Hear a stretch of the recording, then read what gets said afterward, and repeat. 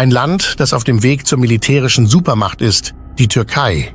Die bewaffnete Drohne, die das Schicksal des Krieges bestimmt, die Anzahl der Panzer, gepanzerten Fahrzeuge oder Soldaten, ist nicht mehr so wichtig. In den letzten Jahren haben die Türken mit bewaffneten Drohnen der Welt herausgefordert. Wir können sagen, dass sie Länder wie die Vereinigten Staaten von Amerika, Israel, China und Russland hinter sich gelassen haben. Diese bewaffneten Drohnen wurden im Krieg zwischen Aserbaidschan und Armenien auf Seiten Aserbaidschans und im Krieg zwischen der Ukraine und Russland auf Seiten der ukrainischen Streitkräfte eingesetzt. Diese bewaffneten Drohnen haben ihre Erfolge auf den Schlachtfeldern unter Beweis gestellt. Die Türken haben insgesamt 35 Ländern bewaffnete Drohnen exportiert. In Bezug auf die Luftverteidigung stehen die Türken nun unter den starken Ländern. Die Türkei belegte 2023 in der Liste der Luftstreitkräfte-Stärke den 9. Platz und überholte Frankreich. In den NATO-Streitkräften steht sie an 4. Stelle. In Bezug auf die gesamte Streitkräftestärke nimmt sie den 11. Platz ein. Der Grund dafür ist, dass sie keine Nuklearwaffen hat. Hätte die Türkei Nuklearwaffen gehabt, wäre sie auf dem 6. Platz gewesen. Die Türkei hat nicht nur bewaffneten Drohnen, sondern auch bei anderen militärischen Ausrüstungen Fortschritte gemacht. Bevor wir zu den Drohnen übergehen, lass uns diese Fortschritte gemeinsam betrachten. SOM-Raketi.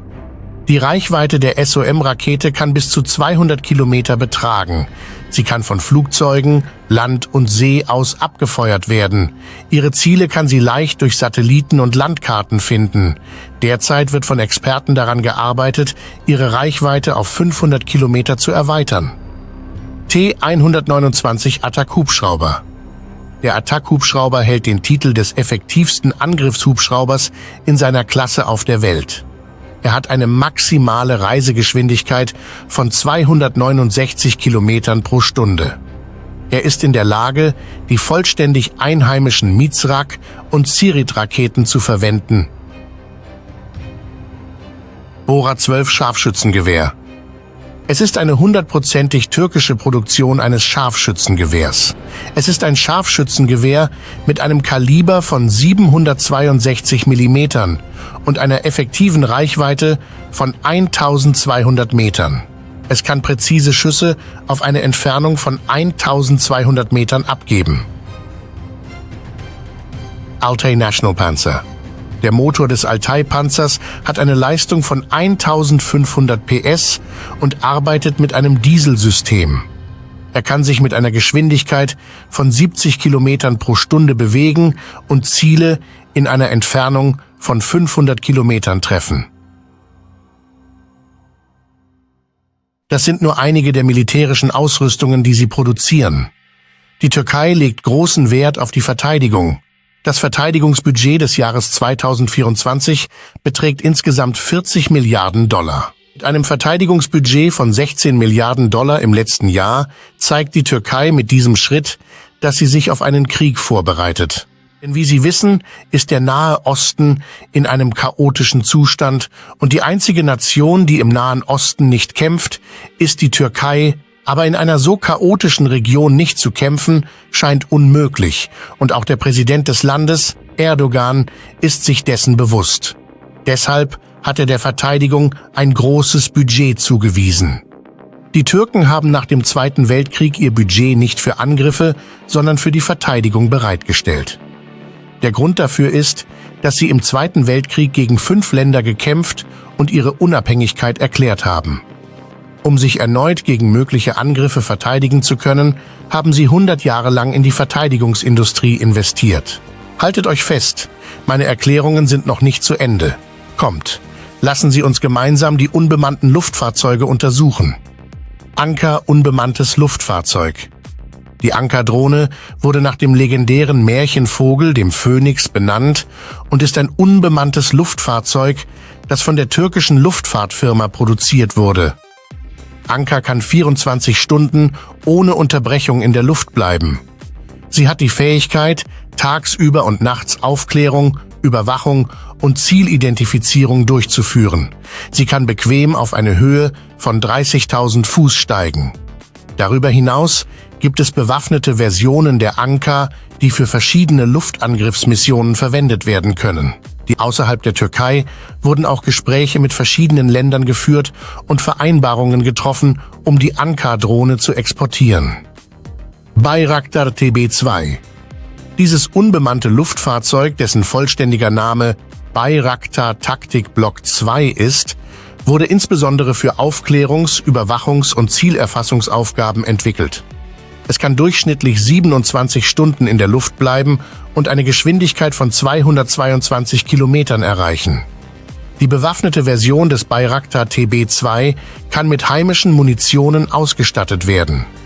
Bayraktar TB2 wird auch von den Sicherheitskräften vieler Länder außerhalb der Türkei eingesetzt. Länder wie Aserbaidschan, die Ukraine, Katar und Libyen haben Bayraktar TB2 zu Sicherheits- und Verteidigungszwecken genutzt.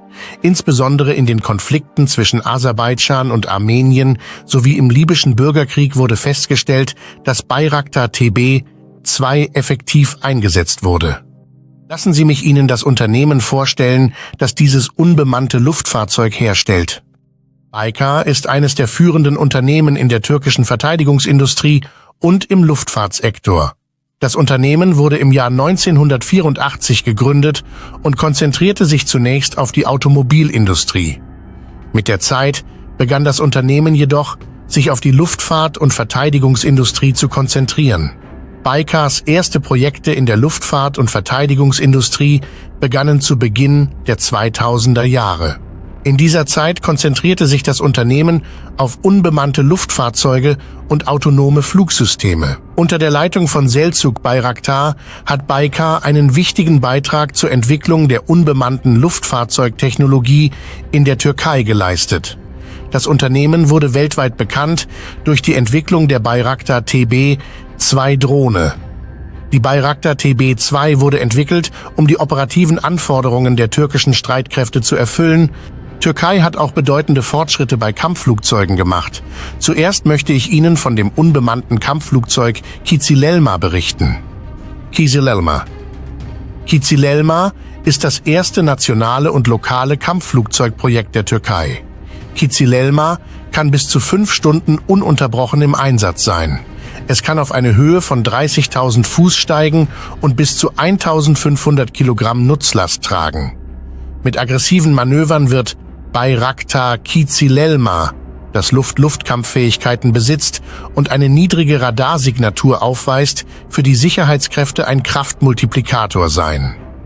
Bayraktar Kizilelma wird in der Lage sein, von Schiffen mit kurzen Landebahnen abzuheben und zu landen und mit seiner internen Bewaffnung Angriffe auf festgelegte Ziele durchführen können. Zum Schluss möchte ich Ihnen von dem bemannten Kampfflugzeug Kaan erzählen, das die Türkei entwickeln wird. Kaan.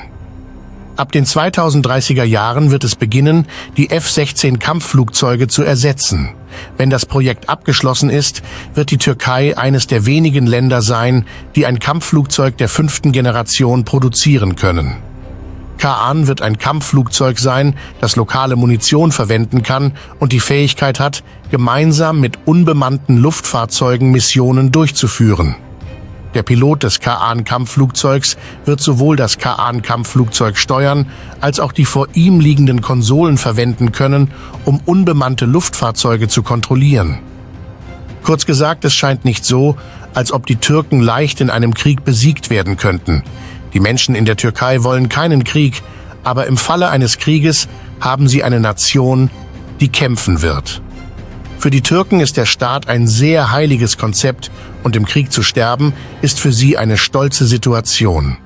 Vergessen Sie nicht, zu abonnieren und die Benachrichtigungen einzuschalten, um keine neuen Videos zu verpassen. Auf Wiedersehen.